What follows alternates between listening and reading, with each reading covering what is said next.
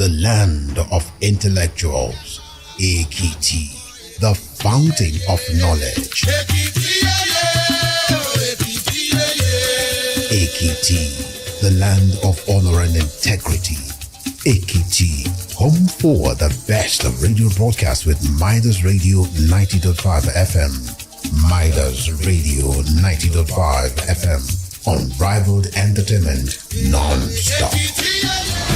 The news now, latest development, events to look out for, not only in Nigeria, but across the globe. No provision for fuel subsidy. The fuel subsidy is gone. Political issues, foreign affairs. I will protect Social Security and Medicare for our great seniors. They deserve it. Business reports, sporting events. Gallo forgot that! Oh wow! Oh wow! That is one of the great goals! Entertainment updates and many more. All on Midas Radio 90.5 FM. Unrivaled information. Fresh, factual, accurate, unbiased, concise, balanced on Midas Radio News. It's time to bring you stories that matter.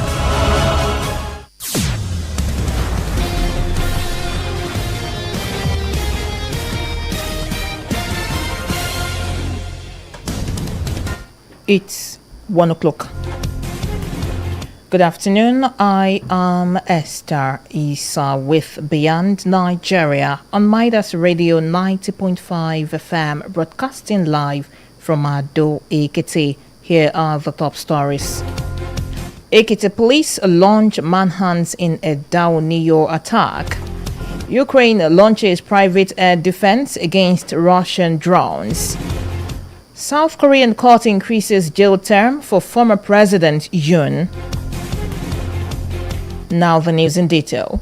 Ekiti State Commissioner of Police Michael Falade has ordered a serious manhunt for perpetrators of a Dauniyo attack with the vow to rescue abducted victims. In a statement by the Public Relations Officer of the command, Sunday Abutu, the commissioner had ordered a thorough investigation and a serious manhunt for the suspected hoodlums who fatally attacked the church at Dauniyo, Ekiti. Abutu noted that the police, in collaboration with the Nigerian Army, the Amotekun Corps, the Agro Marshal, the Vigilantes, and the local hunters, have commenced aggressive bush-coming operations and a serious manhunt for the perpetrators in order to ensure the rescue of the victims and the arrest and the prosecution of the culprits. Recall that the bandits attacked the church in Dauniyo, Ilejemeji local government area of Ekiti State yesterday evening, killing the revivalists and abducting several worshippers.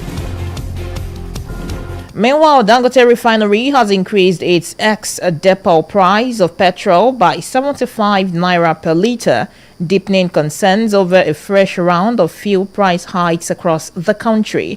Price data obtained revealed that the refinery raised its petrol loading price from 1,200 naira per litre to 1,275 naira per litre, while coastal supply prices climbed to 1,215 naira per litre. The development, which took effect amid operational adjustments, is already sending shockwaves through the downstream petroleum markets.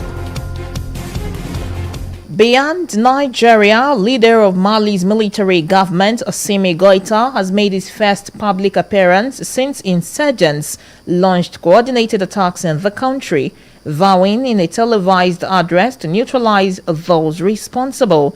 In his address, after a visit to a hospital where people wounded in the attacks were receiving treatment, Goita expressed condolences.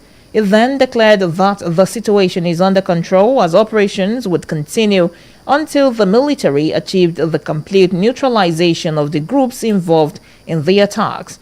West Africa's Al-Qaeda affiliate and the Tuareg-dominated separatist group hit Mali main army base in the area near Bamako's airport in the attacks last weekend, while also pushing Russian troops supporting government forces out of the strategic town of Kidal in the north. Meanwhile, France has urged its nationals in Mali to leave as soon as possible following coordinated attacks in the capital, Bamako.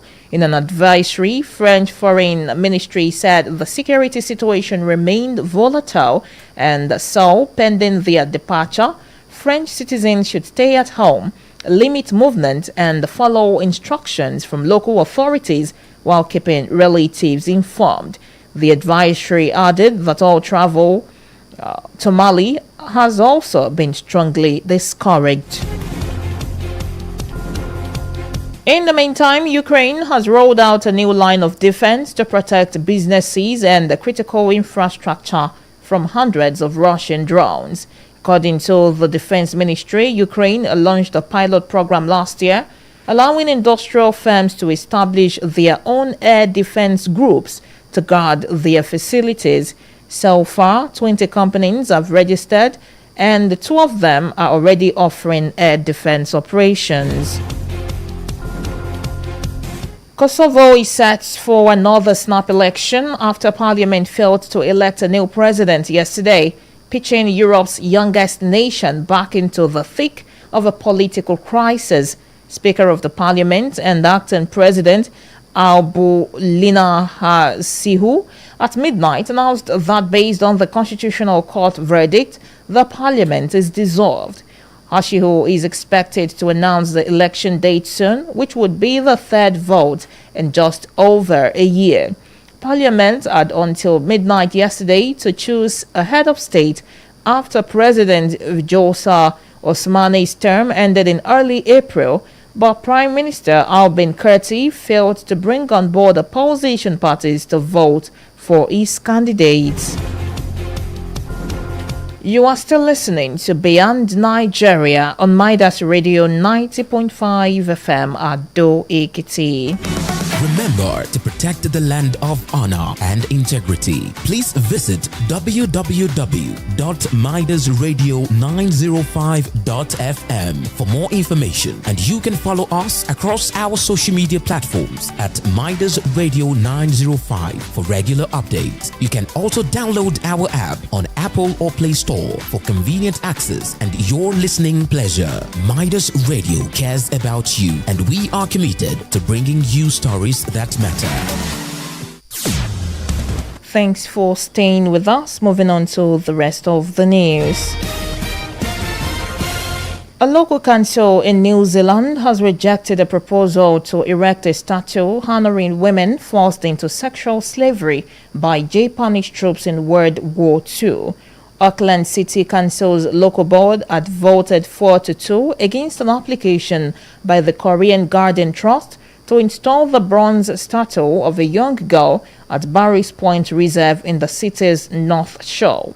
The proposed statue commemorates the estimated 200,000 mostly Asian women who were enslaved by Japan's army, euphemistically known as comfort women.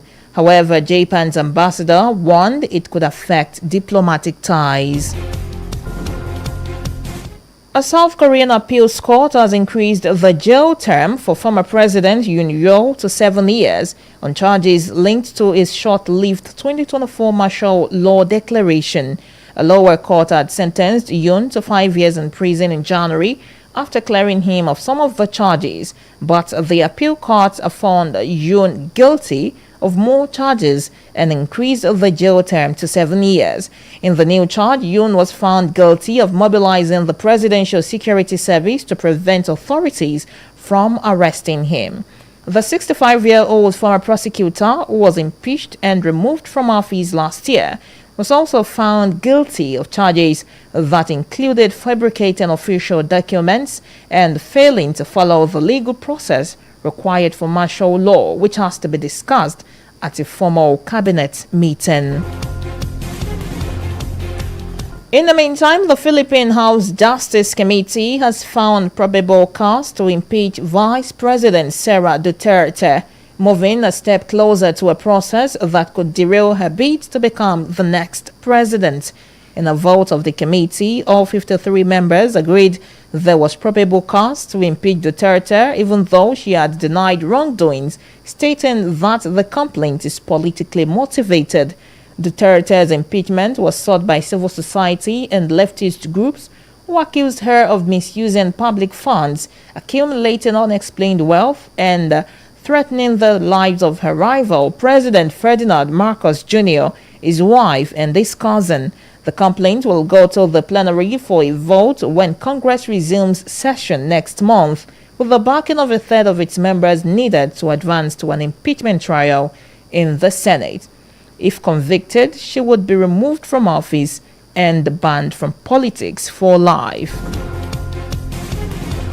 Away from that, Indonesian military prosecutors have charged 4 officers for their alleged involvement in acid attack on an activist known for campaigning against the expanding public role of the armed forces. The 4 officers were charged under Indonesia's criminal code with serious premeditated assault carrying a maximum sentence of 12 years in prison. This comes after a deputy coordinator with the Commission for Missing Persons and the Victims of Violence, Andre Yunus, suffered burns to 20% of his face and body from acid thrown by assailants on a motorcycle on March 12.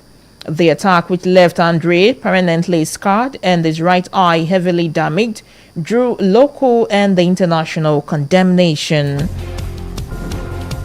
That's beyond Nigeria this afternoon. But before we go, here is a recap of the major stories.